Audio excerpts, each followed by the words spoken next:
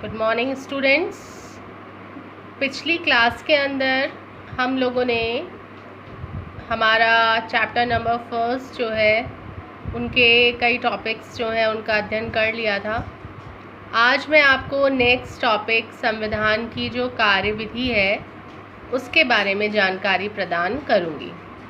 देखिए, संविधान सभा की जो कार्यवाही थी उसमें विवेक का महत्व स्पष्ट दिखाई देता है।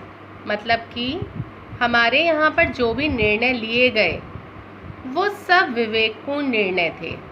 संविधान निर्माताओं ने जो भी निर्णय लिए उसमें पूरी बुद्धिमत्ता और विवेक का प्रयोग किया गया था, और जितने भी मुद्दे थे उन सभी मुद्दों पर संविधान सभा की 8 कमेटियाँ थीं, और इन 8 कमेटियों के द्वारा विभिन्न प्रकार से महत्वपूर्ण कार्य किया गया।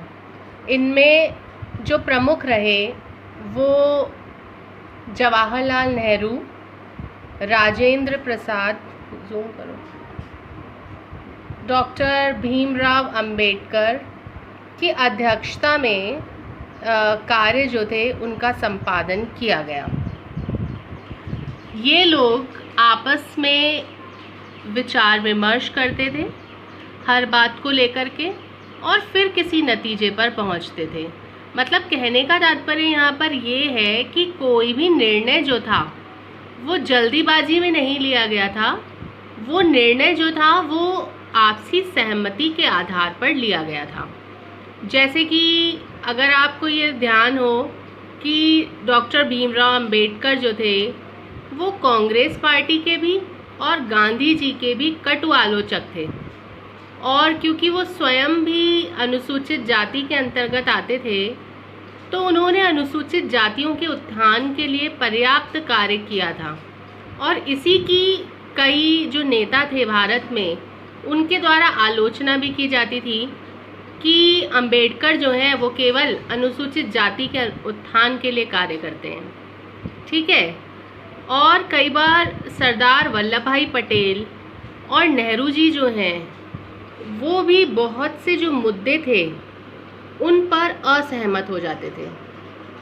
फिर भी सभी ने एक साथ में मिलकर के कार्य किया। प्रत्येक कमेटी ने संविधान के बहुत से जो प्रारूप थे उनको तैयार करने में काफ़ी चर्चा की, और चर्चा के बाद में ही उनके द्वारा कोई भी निर्णय जो था वो लिया गया।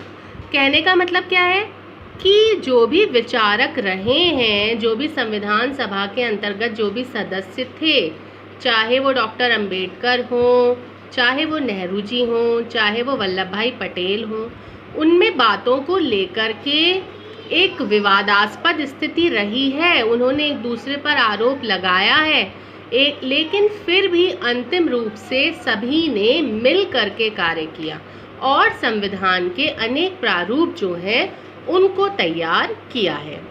ये कोशिश की गई संविधान सभा में कि जो भी निर्णय लिए जाएं वो आम सहमति से लिए जाएं, वो जो भी निर्णय हो वो किसी के पक्ष में ना हो। ठीक है। कई बार कई प्रावधानों पर निर्णय जो थे वो मतों के आधार पर भी लिए गए, मतलब वोटिंग कराई गई। अगर किसी चीज़ पर कोई सहमत नहीं है तो वोट के आधार पर निर्णय लिया गया।